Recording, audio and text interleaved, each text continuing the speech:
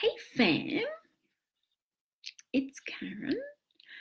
I thought I would just come live and have a quick, well, I like to say quick, but you have met me right.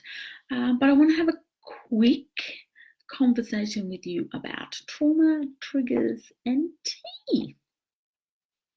Now, you're probably thinking, what on earth is she going to be talking about? Well, I've been to the gym today, so I'm feeling quite good.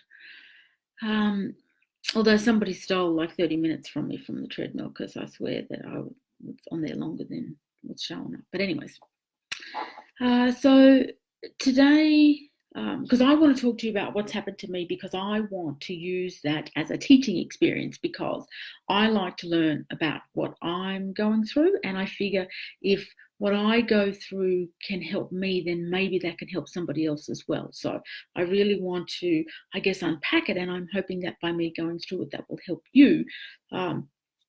If not, well, then we can just hang out and have a yarn. So basically, for those in Australia, today's Australia Day. For those who aren't in the country, today's Australia Day. And so for a large group of people, Australia Day is not a time of celebration. It's a time that brings up a whole lot of trauma. And so I was very aware for myself today that normally I'm okay. But this week had been, in the lead up to this, had been particularly challenging. And so I was very aware that that I was more sensitive than usual.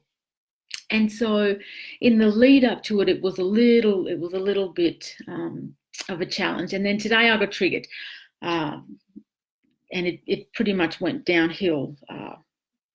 So like the posts were just constant. A lot of them were incredibly racist. And then I made the mistake because the big fella said, come and have a look at what's on television. And of course I went and had a look, and I was watching Mundine, Price, Dylan, and some dude who just kept saying, what's this rubbish that people keep talking about? Isn't this ridiculous? And I was just like, I really wasn't in an emotional state to watch it. And of course I sat down and watched it, which was just crazy.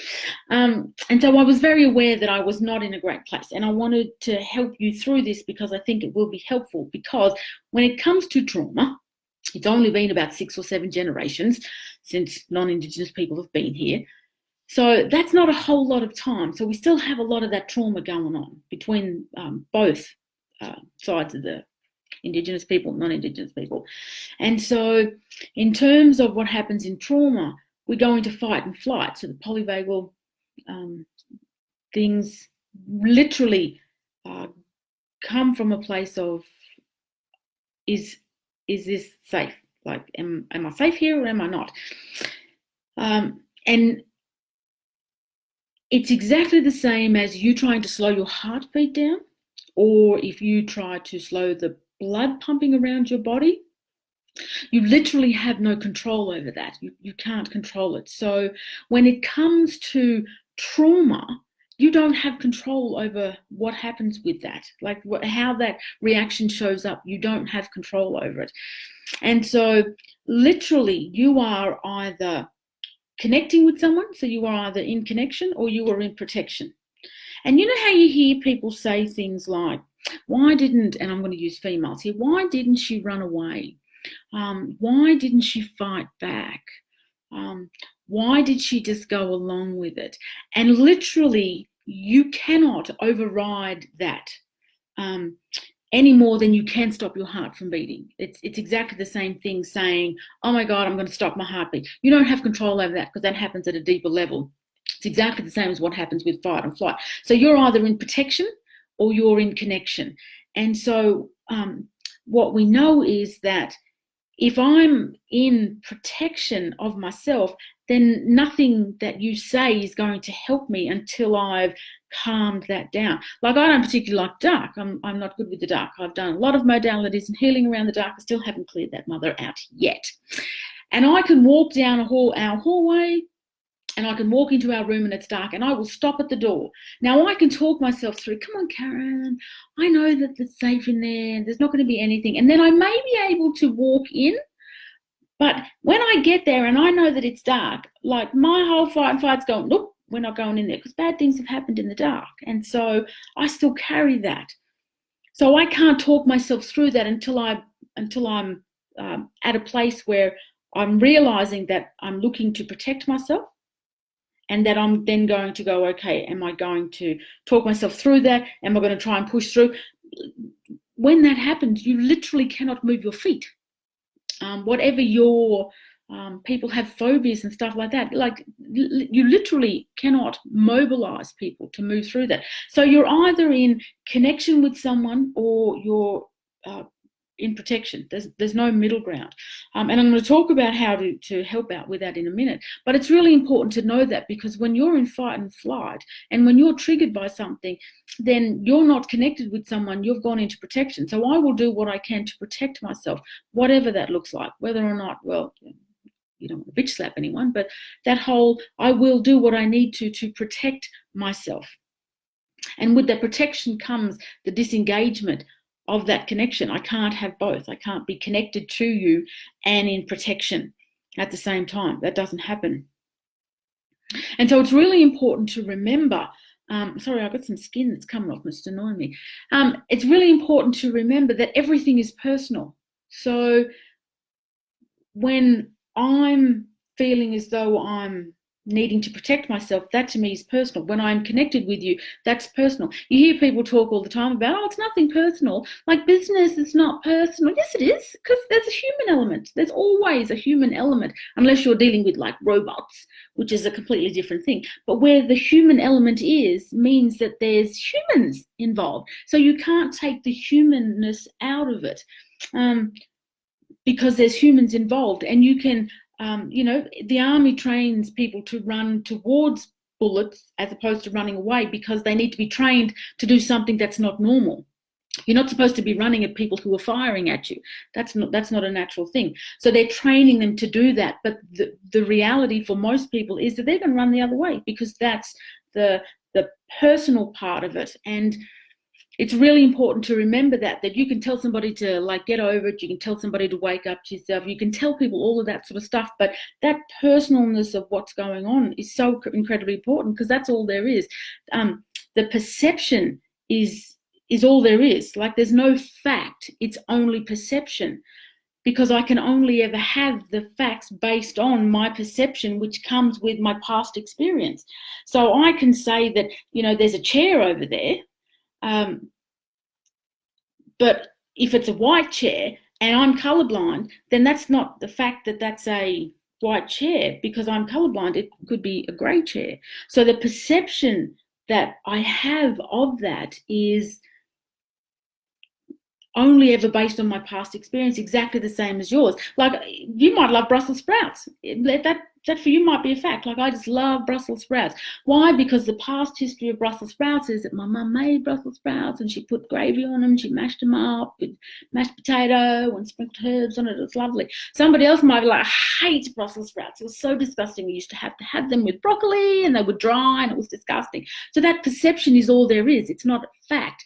It's perception. So that's really important to understand, that when you're working or dealing with people, there's only ever the perception that somebody has, which is based on their past experiences. We come into these either connection or protection with all of the things that have come behind us. Does that make sense? So that's a really important thing to understand, because those triggers are real for us.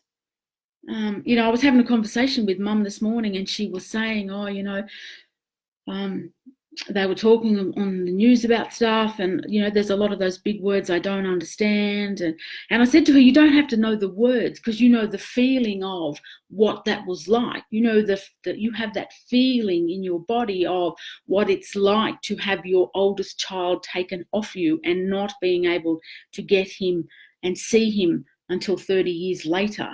The feeling of having to leave the shop and stand and wait outside because non-Indigenous people have come into to the shop. You know what that's like because the feeling in your body, because a teacher had said to you, your name is too pretty for an Aboriginal girl, so therefore I'm going to call you something else.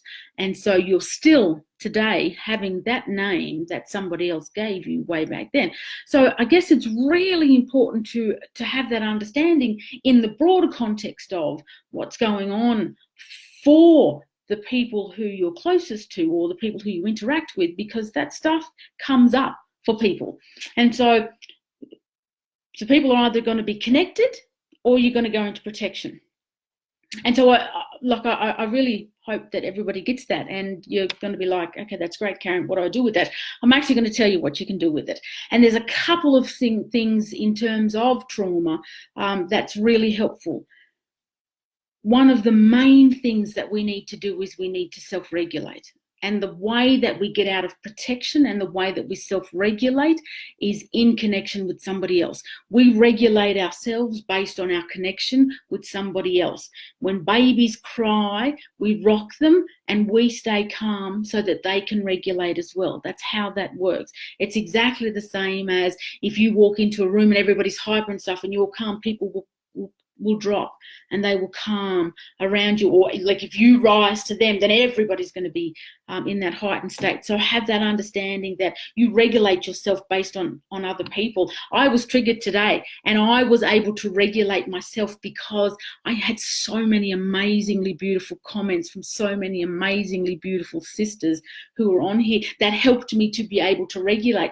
Even though it's online, I still read those and took those into my heart and my soul, and they helped to regulate how I was feeling. And I got to feel felt, and I got to feel seen, and I got to feel heard and validated, and I regulated based on the beautiful words that were written.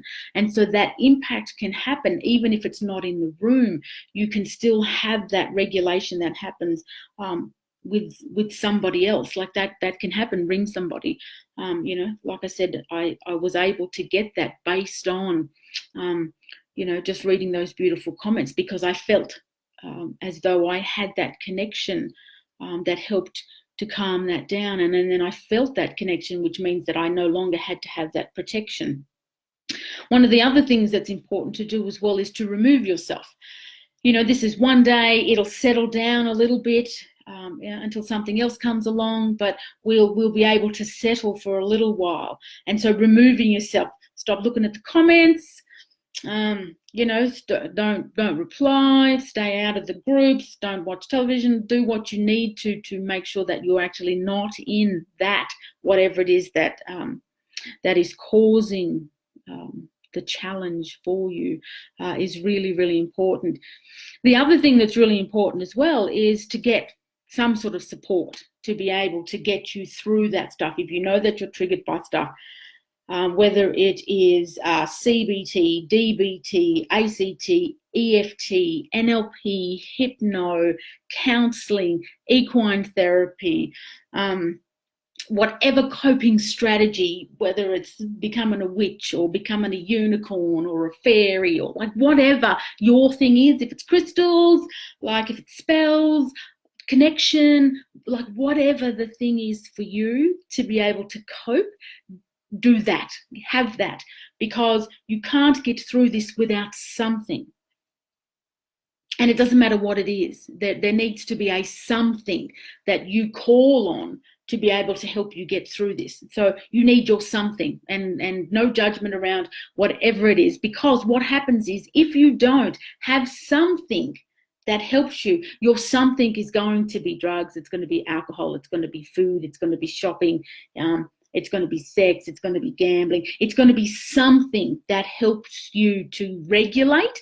And what you want to be able to do is have something that you can call on that's going to empower you and help you to move through that, as opposed to going, I'm going to reach for that thing. Like I said today on my post, like I wanted some chocolate.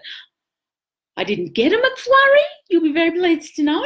But I noticed for me to be able to self-regulate, I wanted food. So that was my go-to, rather than going through to those other things, like whether it's breathing, whether it's even a cup of tea, like going and having a cup of tea would be so good. Do something that helps you to regulate, because you're going to look for something and you're going to have that connection with something. Make sure that it's something that is going to be more empowering for you than something that's not. That's why people also like to get together. You know, we get together and connect because it's that shared connection that we have that helps us to then regulate.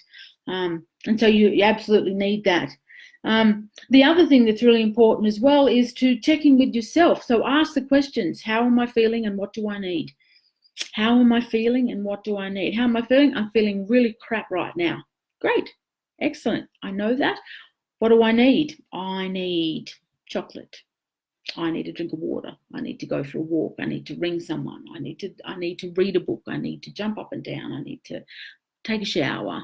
Whatever your thing is that you need, then that's what you need. Continuing to ask those questions of what do I need brings you back to yourself, which brings you back to that connection, which can then calm you down so that you're regulating yourself. So all of those stress hormones are dropping, then you're able to then take those steps and either call on some of the modalities that you've got, or figure out how you're going to get through that so that you're able to do that yourself. So incredibly important. So keep continuing. What do I need? And it might change second by second. That's okay.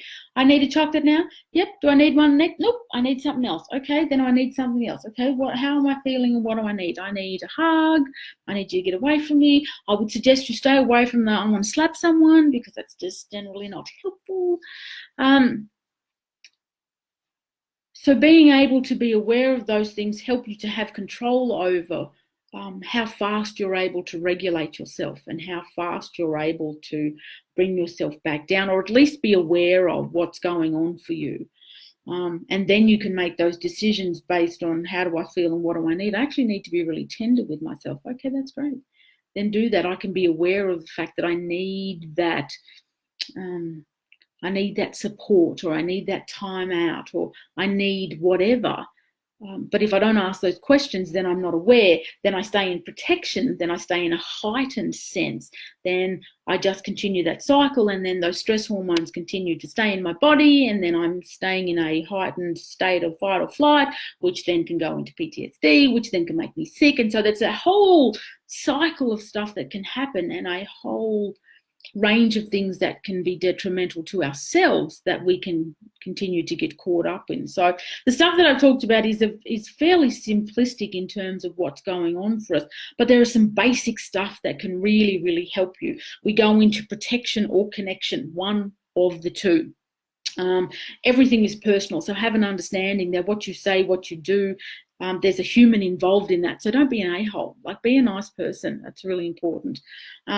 There's no facts, there's only perception, and my perception and your perception is what makes things a reality, because all I have is my perception of what a situation is, exactly the same as that's all you have. And so be mindful of the fact that everything is based on a perception of the beliefs, past experiences, values, all of that stuff that comes to the center where you meet and I meet. And then in the middle there somewhere is where I guess we decide what things are. But be mindful of the fact that I only ever have my own perception, as well do you. Be mindful that you regulate with others, so making sure that you're able to connect with people who will be able to bring you down, who will be able to help you to regulate in a really positive way. Remove yourself from the situation if you can. Go and have a cup of tea. Like, I'm a coffee person myself, but green tea I hear is very good, peppermint tea, whatever. Cup of tea is always good. Make sure that you get support in some way, shape or form. Whatever's working for you is really important, and constantly check in. How am I feeling? And what do I need? How am I feeling and what do I need? And if you go through those, there are some really basic key concepts that'll be able to help you to master what's going on for you a lot more and have that awareness of, so I'm aware that stuff triggers me. So, okay, what do I do about that? What's going on? And it can be a really empowering place to be, because a lot of times we end up feeling as though we're not empowered. So what can we do to feel empowered? And some of these things that I've talked about. So hopefully that's been helpful. It's been a really interesting day for me and a great learning, because I've been able to put some of my own stuff into practice. Like, everything's a learning. And so it's been really good for me to be able to learn that. And I'm so thankful to be able to share that with you. And thank you to everybody who's on, who watched. I really appreciate it. I'm hoping that this is helpful to you. If it is, leave me a comment. I'll come back and answer them. But hopefully it's been helpful to you. It's certainly been helpful to me to be able to go through this process and be able to talk through it and figure out the steps of what I did and what went on, and then how I've been able to go through it and what it actually looks like.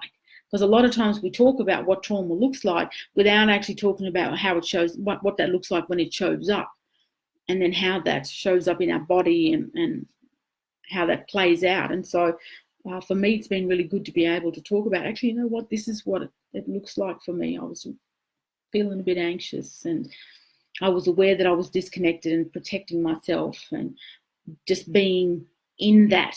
And then I was aware that I wanted to move away from that. So I went into that protection of myself, which meant that there was no connection. And I was also even aware that I was annoyed with the big fella, because he said, come and look at this on the television. And it's like, why would you say that to me? Why would you tell me to come and watch what was on television when you know that I just start yelling at the television and then it's going to make me wild? And all of that sort of stuff is not going to take me to my happy place. And yet he said, come and watch it. It's like, do you just want to see me fire up? And so I was just aware as well that caused me to then get short with him. And because I could have had the choice to go, actually, no, I'm not watching. As soon as I seen them three sitting there, I could have been like, nope, I'm out. But I chose to sat there. I chose to watch them. I chose to get wild at them. So that was the choice that I made. And now on the end of that, being able to work back through it. But I did go and exercise. So I was which made me feel a little bit better. Had something good to eat. I haven't had any chocolate yet, which you will be very proud of me. I know, no chocolate yet, which was interesting because that was my go-to. Like, I was looking to get chocolate. So hopefully that's been helpful in being able to talk this through. Thanks for everybody who's joining. Hello, Miss Rachel. My name is Cheryl. Raina Robin. Hello. Miss Vanessa, loving you. So hopefully that's been helpful to you. Like I said, I love you all so much. You have no idea, my sisters, how helpful you have been to me today. I do my stuff on here and I sometimes wonder if it helps at all. And I got confirmation today that I actually have a family. My family is not blood. My family are you, each of you. And I know that I could pick up the phone. I don't have your phone number, but I'm pretty sure I could pick up the phone to most of you and ring and say, I'm actually having a pretty crap day. Would you mind having a conversation with me or whatever? And the majority of you be like, yeah, sure, that's no worries. Just let's have a yarn. So that I still have that connection with you. And I guess that's the way that things change, in that before we wouldn't have that. We would go and see someone, and now we can't do that as much. We can still get those connections and stuff in just a little bit of a different way. So I'm incredibly grateful. I'm incredibly grateful for each of you. Oh, thank you for the little faces. I love them. Miss Rachel, awesome. I love the protection connection. I know it is something else so easy. You are so strong. Oh, great, Mrs. Say. My vulnerability, thanks. Absolutely. Big love to you. Big love to you, my sister. For me, that whole protection connection just makes it easy to see, because I shut down or I'm connected with people. And so there's a whole lot of different things that people call that. There's a whole lot of, we can talk about the amygdala, you can talk about hippocampus, you can talk about the midbrain, you can talk about the reptile brain. Like, you can talk about all of those different things. I guess I was looking to explain it as best and as simple as I possibly can, and that's that whole connection and protection. Makes a whole lot of sense, and it's easy to see. And I know that Rach, with doing compassionate inquiry, that it's called other stuff as well. So love all of you. I really do appreciate you. You've helped me today more than most of you will ever realize, and I'm incredibly grateful. I am always and in always thankful and humble to each of you. So thanks for the night, spending some time with me. Has been a little time. I was going to do a quick one. Yeah, right. Quick, 25 minutes. Love you all. I will talk to you later.